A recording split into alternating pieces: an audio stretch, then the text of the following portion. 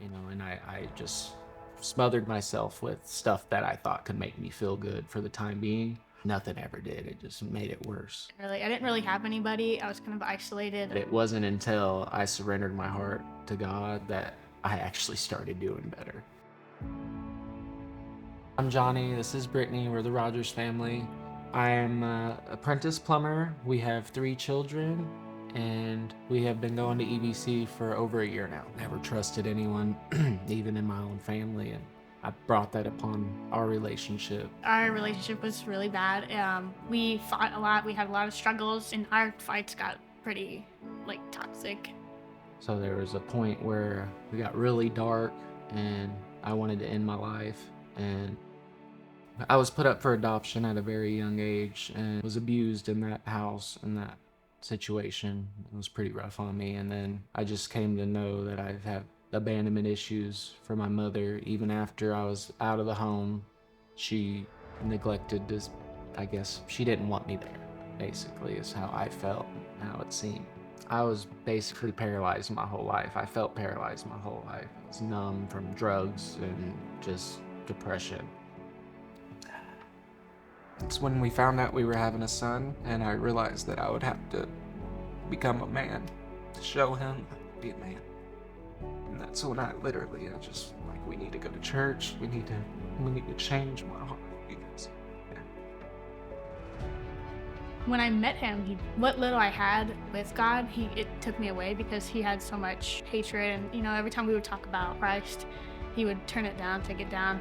And I just started doubting myself. That's what kind of put me in getting more into my social anxiety. that was one of the first things I prayed, is to help bring my wife back to me. Because the man as the leadership role, they're gonna follow you. Even if they don't want to follow you, they're gonna follow you. I kind of felt stuck just in my life in general because I was isolating, and it wasn't up until recently where God has shown me that, hey, it's not okay to isolate. You need to have that community, and I want you to be in that. I want you to have that community. Just like I said, I was in the box, and I was watching everyone around me grow and watch it, and I'm just like, why can't I do that? So I felt stuck in the box, and then I got upset, and I got upset with God, and I was just at a really low point. And then he showed me, hey, all you have to do is your box is just a frame. Just step out. That's all you gotta do. Step out of your box. It's not even a box. It's just in your head. I applied to serve at the church. I'm more involved in my life group. I still struggle with the social anxiety, but it's only through Christ am I going to get through it, and I have to rely on him a lot. Feeling anxious or having anxiety, that is your body signaling you to pause, pray, and praise. She's taken leaps and bounds because she would never go anywhere without me.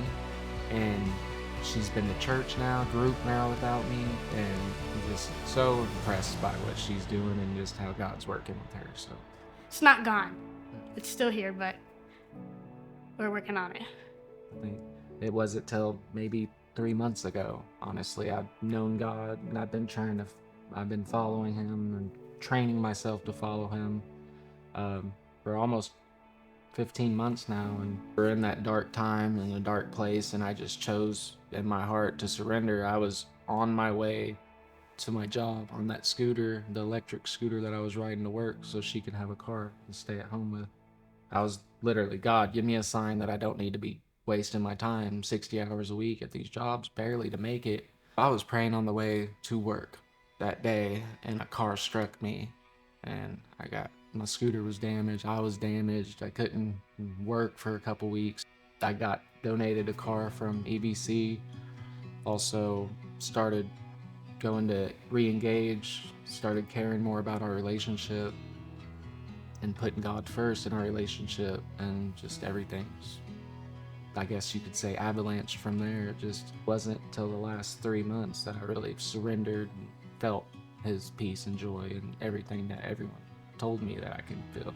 I wouldn't trade my life for a millionaire's life because I wouldn't be able to help as many people as I would now with the struggles that I've been through. I wouldn't be able to wake up in the morning and be like, I went through that and I'm here. It was a lot of pain.